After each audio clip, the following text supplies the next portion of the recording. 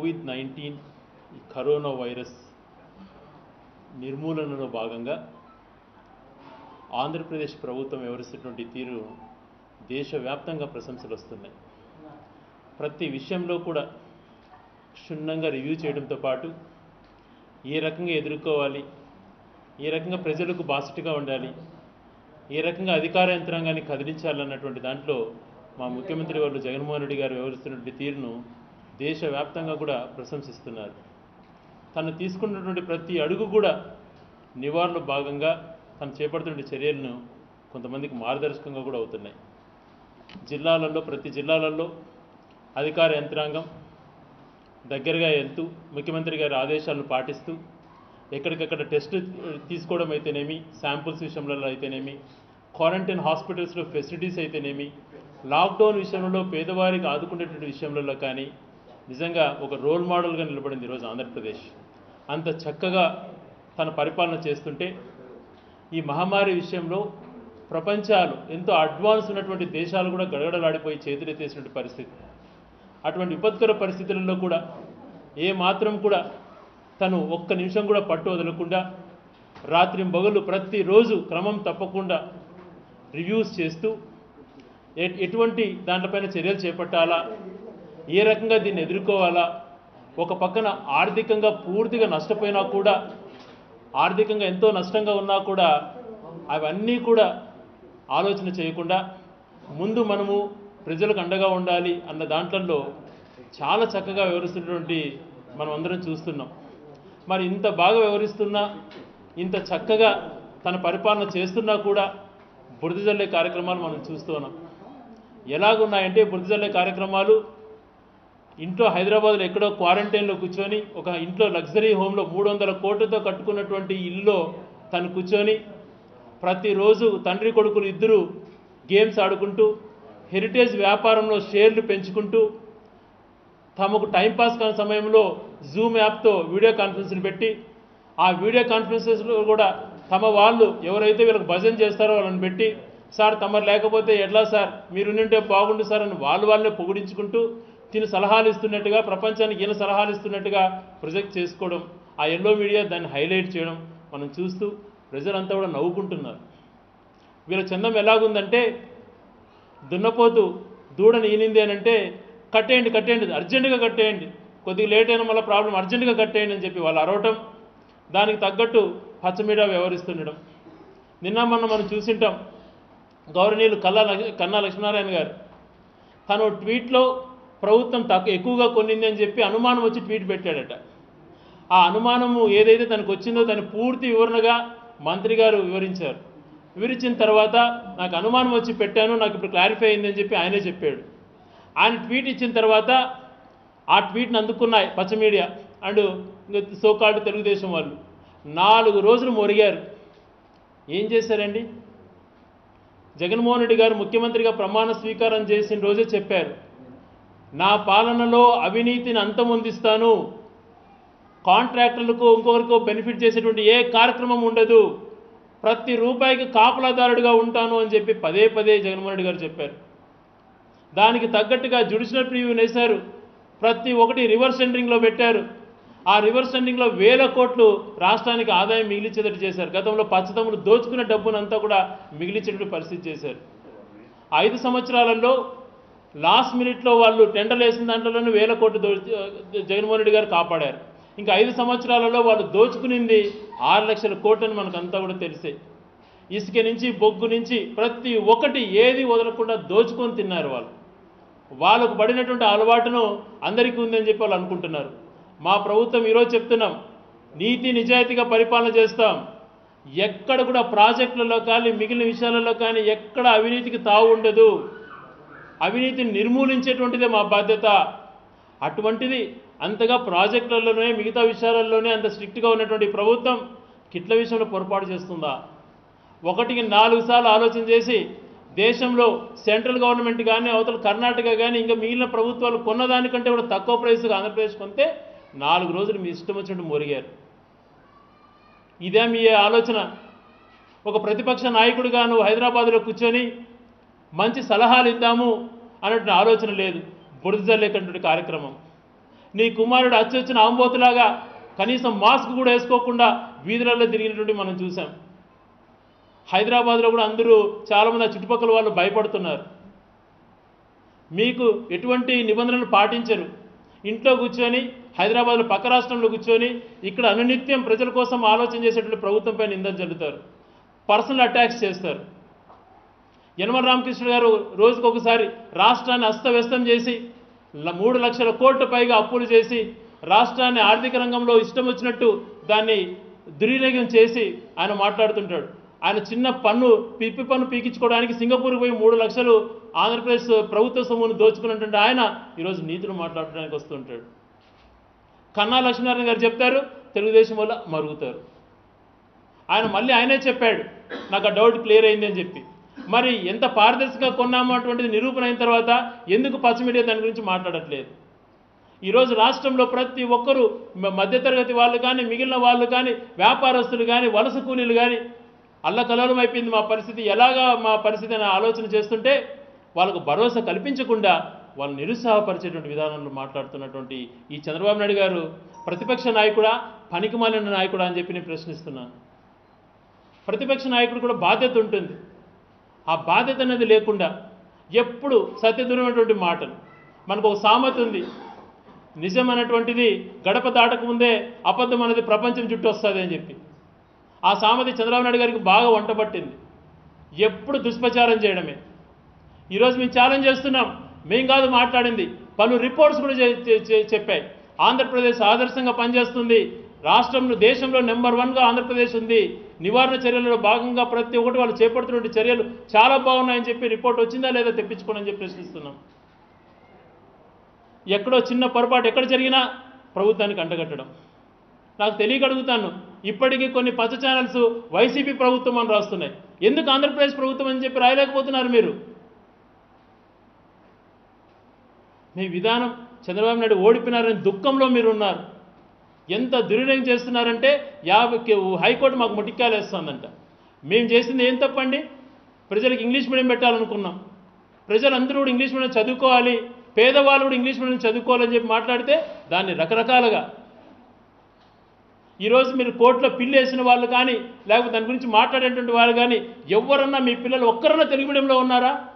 Okay, మాకు తెలుగు పైన ఎంత ప్రేమ ఎంత చిత్తశుద్ధిందో మాకు అందరికీ తెలుసు. మీరు అనుకున్నట్టుగా తెలుగు మీడియం మండలానికి ఒకటి పెడతాం, మీ పిల్లల్ని స్వాగతిస్తాం. మీ పిల్లల్ని ఎక్కడ చేర్పిస్తారో చెప్పండి. ఇంగ్లీష్ మీడియం వద్దన్నటువంటి పిల్లల కోసం సపరేట్గా తెలుగు మీడియం స్కూల్ పెడతాం, రండి మీరంతా చేర్పించండి మీ పిల్లల్ని, మీ మనవాళ్ళని. ఎందుకు మీకు పేదవారంటే అంత కసి? ఇంగ్లీష్ మీడియం పేద ప్రజల కోసం డెసిషన్ తీసుకుంటే దాన్ని బుద్ధి చల్లేటువంటి కార్యక్రమం. ఈరోజు దేశంలో ప్రపంచంలో కూడా గడగడలాడిస్తూ పెద్ద అడ్వాన్స్డ్ కంట్రీస్ కూడా సరిగా చేయలేని పరిస్థితులలో ఆంధ్రప్రదేశ్లో చక్కగా దీన్ని ఎదుర్కొంటుంటే దీనిపైన ఇంట్లో కూర్చొని మాట్లాడటం. ఒక పార్టీ అధ్యక్షుడు ఉన్నారు గౌరవనీయులు కళా వెంకట్రావు గారు, ఈరోజు ఉత్తరం రాస్తారు. ఆయన 4 పదులు ఉన్నటువంటి వెంచి 4 అడుగులు బయటికి రాలేదని చెప్పి. సిగ్గుందా కళా వెంకట్రావు గారు మీకు? జగన్మోహన్ రెడ్డి గారు ఉదయం నుంచి రాత్రి వరకు ఏ రకంగా యూజ్ చేస్తున్నారో మీకు తెలియటం లేదా? మీరు అస్తవ్యస్తం చేసినటువంటి ఆర్థిక పరిస్థితిని చక్కదిద్దుతూ ఇప్పుడు 2 సార్లు రేషన్ కంప్లీట్గా ఇవ్వడము, వాలంటీర్స్ ద్వారా ప్రతి ఇంటిని 3 సార్లు సర్వే చేయించడము, రెడ్ జోన్ ఏరియాలో 4వ సర్వే నిర్వహించడం మీ కళ్ళ కనపడడం లేదా? మీలాగా కత్తి పట్టుకొని దోమను చంపుతాను, దోమలపైన యుద్ధం, లేకపోతే ఇంకోటి ఏంది ఎలకలపైన యుద్ధం అని చెప్పి లక్షలు ఒక్కొక్క ఎలకకు దోమకు దోచుకున్నటువంటి పరిస్థితి కాదు ఈ ప్రభుత్వాన్ని. చిత్తశుద్ధితో పనిచేస్తుంది. అందుకనే ఈరోజు దేశవ్యాప్తంగా ఆంధ్రప్రదేశ్కు ప్రశంసలు వస్తున్నాయి. అది చూసి ఓర్వలేక మీ ఇష్టం వచ్చినట్టు మరుగుతున్నారు. ఈరోజు మిగిలిన రాష్ట్రాలలో ఈరోజు ఈనాడులో బ్యానర్ ఐటమ్ పెడతారు. కేరళలో ఏముందండి? టెస్టింగ్ విషయంలో 6వ ప్లేస్లో ఉంది కేరళ. మరి ఆంధ్రప్రదేశ్ నెంబర్ 1 ప్లేస్లో ఉంది. ఎందుకు రాయలేకపోతున్నారు మీరు? ఇక్కడ పోలీస్ అధికారులు కానీ, ఇక్కడ వైద్యులు కానీ, ఇక్కడ ప్రభుత్వం కానీ ఎంత చక్కగా పనిచేస్తుందో మీరు ఒకసారి బయటకు వచ్చి చూస్తే తెలుస్తుంది. ప్రతి ఒక్క వైసీపీ నాయకుడు, ప్రతి ఒక్క శాసనసభ్యుడు వీలైనంత వరకు తోచినంత వరకు సాయం చేద్దాం, ప్రజలకు అండగా ఉందామని చెప్పి ప్రమాదకరం అని తెలిసినా కూడా బయటకు వచ్చి ప్రజలతో మమేకం అవుతుంటే సిగ్గు లేకుండా మాట్లాడుతున్నారు మీరు ఇంట్లో దాక్కొని. ఎక్కడన్నా కూడా మీ మనిషి తెలుగుదేశంకి సంబంధించిన వాళ్ళు ఏ ఒక్కరికైనా సాయం చేశారా? వైసీపీ వాళ్ళు బయటికి రావద్దని మాట్లాడుతున్నారు. ఎస్, మేము బయటకు వచ్చి మేమేం నిబంధనలు అతిక్రమించట్లేదు. ఎక్కడైతే పేద ప్రజలు ఉన్నారో వాళ్ళకు విధిలేని పరిస్థితులలో ఏదైనా సాయం చేయాలా అని చెప్పి మా వైసీపీ నాయకులు కానీ మా వైసీపీ శాసనసభ్యులు కానీ బయటకు వస్తున్నారు. మా నాయకుడు ఆదేశాల ప్రకారం ఎప్పుడు కూడా మా పార్టీకి ఒక చిత్తశుద్ధి ఉంటుంది. పేదవారి ఇబ్బందులలో ఉంటే ప్రాణాలకు తెగించి కాపాడాలన్నటువంటిది అది మాకు వైఎస్ఆర్ గారి దగ్గర నుంచి వచ్చినటువంటి అలవాటు. అది దాన్ని కూడా ఒక బుద్ధి చల్లేటువంటి కార్యక్రమం మీరు మీకు ఎందుకు ధైర్యం లేదు? మరి బయటకు వచ్చి ఎక్కడైనా మీరు సహాయం చేస్తున్నారా?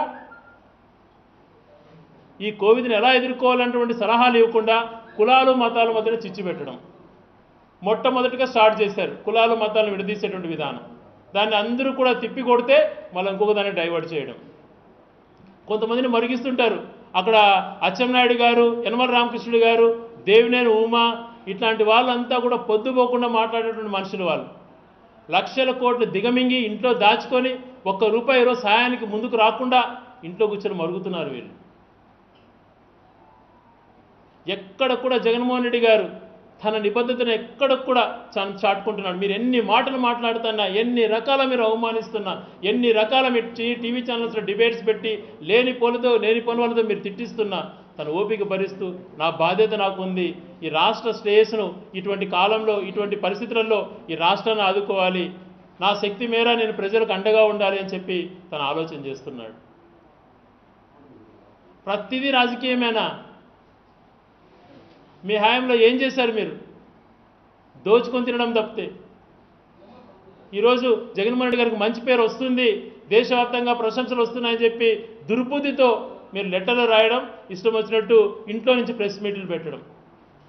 ఏం చంద్రబాబు నాయుడు గారు మీరు ఆంధ్రప్రదేశ్కి ఎందుకు రాలేకపోతున్నారు? మీరు వస్తే క్వారంటైన్లో పెడతా అంటున్నారు కదా.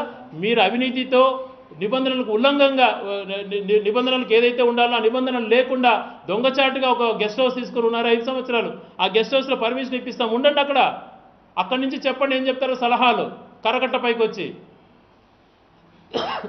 300 కోట్లతో లగ్జరీస్ ఇల్లు కట్టుకొని అక్కడ నువ్వు ఎంజాయ్ చేసుకుంటూ మన వాళ్ళతో ఫ్యామిలీతో నీ వ్యాపారాన్ని చేసుకుంటూ పొద్దుపోకుండా ప్రభుత్వంపై నిందలు మోపుతావా?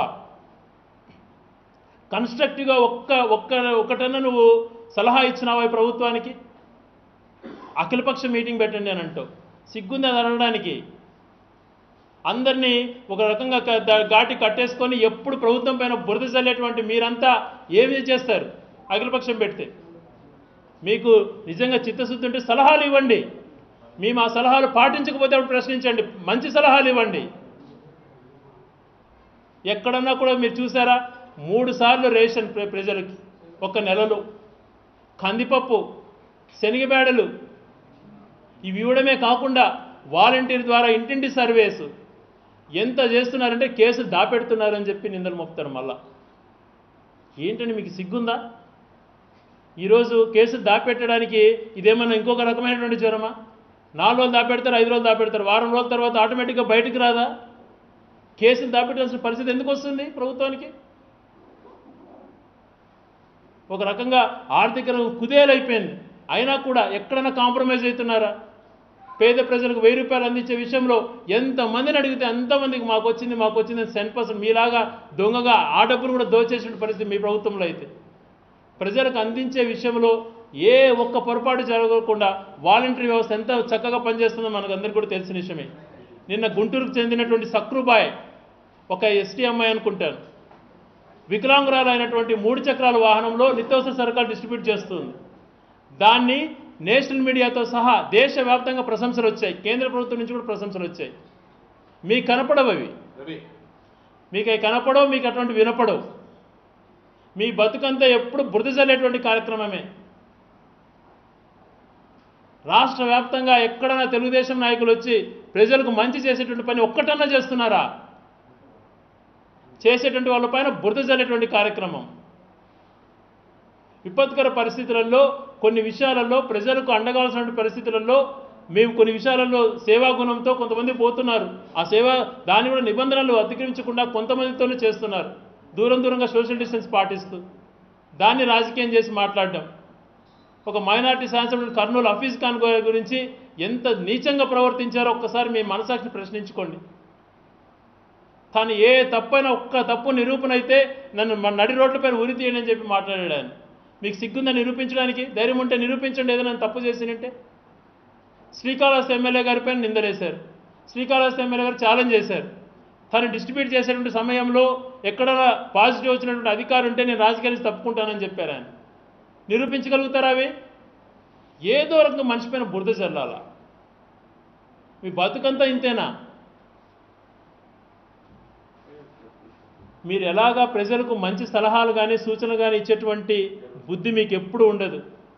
దయ ఉంచి ఇప్పుడైనా మిమ్మల్ని కోరుతున్నా, మీరు సాయం చేయకపోయినా పర్వాలా, బురద జల్లే కార్యక్రమాలు మీకు అలవాటు, కానీ ప్రజలకు నష్టం వచ్చేటువంటి పనులు చేయొద్దండి. మీరు మాకు తోడు ఉండరు, మాకు తెలుసు, సలహాలు ఇవ్వరు, మాకు తెలుసు. మీలాంటి వాళ్ళతో ఏదైనా సూచనలు తీసుకుంటే మీరు వచ్చి ఏం చేస్తారంటే, ఏంది ఆంధ్రప్రదేశ్లో ఇంత బాగా పనిచేస్తుంది, ఇంత తక్కువ కేసులు వస్తున్నాయి, ఇంకా ఎక్కువ కేసులు రావాలని చెప్పి వైరస్ ఎక్కించేటువంటి మనస్తత్వం మీది, ప్రభుత్వానికి చెడ్డ పేరు తీసుకురావాలని చెప్పి అటువంటి నీచ సంస్కృతి మీది, అటువంటి ఆలోచనలు మీవి. ఎందుకంటే పరిశ్రమల విషయంలో చాలాసార్లు మనం చూసాం ఎలా వివరించే వాళ్ళు. కాబట్టి నిందలు మోపడం ఆపి, దొంగ లెటర్లు రాయడం ఆపి ఇళ్లలో కూర్చొని మీకు చేతనైతే సహాయం చేయండి, లేదా మంచి సూచనలు సలహాలు ఇవ్వండి. అంతేగాని ఒక ప్రతిపక్ష పాత్ర పోషించకుండా మీరు దుర్మార్గమైనటువంటి ఒక బందిపోటు ఆలోచనలతో, ఒక దొంగ ఆలోచనలతో ప్రభుత్వం పైన ఏదో రకం బురద చల్లినటువంటి ప్రయత్నాలు మానుకోండి అని చెప్పి కోరుతున్నాను. నేను నిజంగా ఈ ప్రభుత్వం తరపున, ప్రభుత్వం ఏదైతే జగన్మోహన్ రెడ్డి గారు ఏదైతే ఆదేశాలు ఇస్తున్నారో ప్రతిరోజు అధికారులతో మాట్లాడిన తర్వాత ఆదేశాలన్నింటినీ కూడా పాటిస్తూ అధికారులు చాలా చక్కగా పనిచేస్తున్నారు. పోలీస్ వ్యవస్థ ఎంత బాగా పనిచేస్తుందో అందరికీ కూడా తెలుసు. మీ హామీలో పోలీస్ వ్యవస్థను ఎలా దిగజార్చారు మీరు?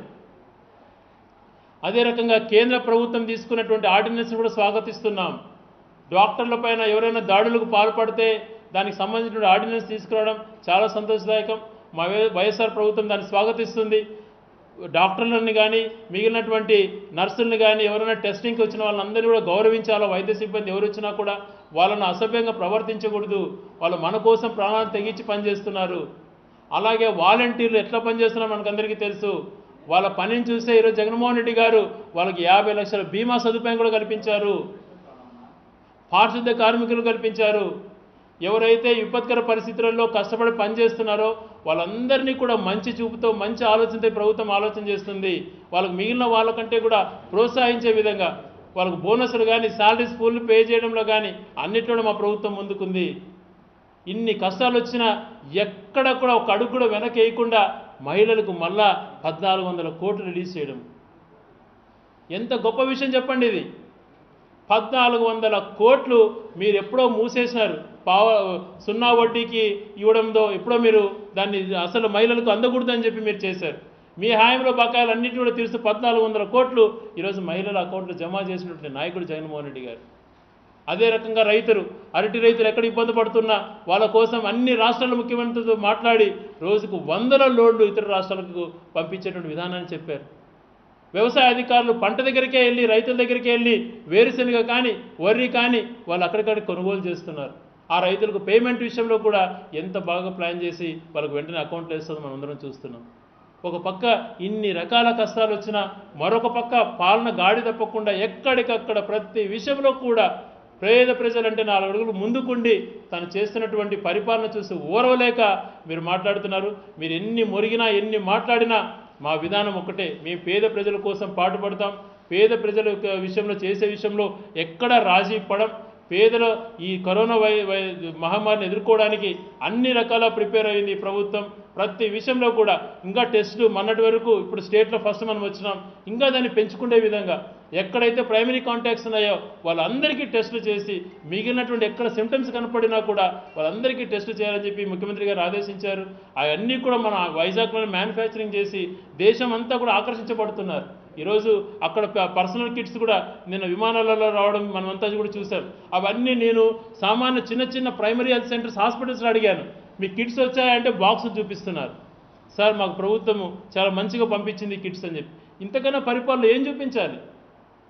మీలాగా పబ్లిసిటీ కోసం దొంగ లెక్కలు చేయడం, ఎప్పుడు అబద్ధాలు మాట్లాడడం ఇలాగ చేయదు మా ప్రభుత్వం. చిత్తశుద్ధ పనిచేస్తుందని చెప్పి దీన్ని బట్టి చూస్తేనే మనకు అర్థమవుతుంది. ఎక్కడ ఏ విషయంలో నిర్లక్ష్యం వహించకుండా పూర్తి స్థాయిలో ప్రజల విషయంలో ఎక్కడ రాజీ పడకుండా పూర్తి స్థాయిలో అన్నీ అందజేసి ఈ కోవిడ్ మహమ్మారిని ఎంతగా ప్రపంచంలోనే ఒక ఆదర్శంగా ఆంధ్రప్రదేశ్ చేస్తుందన్నటువంటి మంచి పేరు ప్రభుత్వం తెచ్చుకుంటుందని చెప్పి తెలియజేస్తున్నాను.